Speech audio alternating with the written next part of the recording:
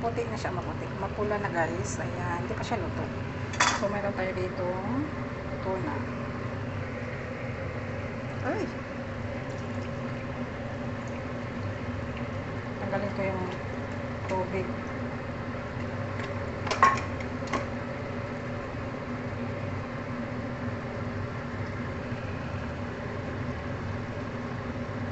Yellowfin tuna. Chunks and rind. Look. Nala natin yan guys, yung ating tuna.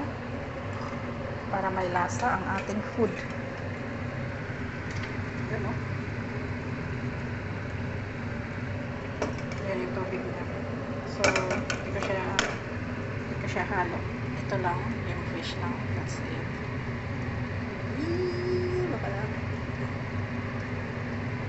O, diba? Pak.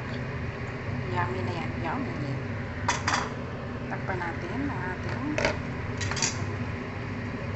dapat yung guys, yun o.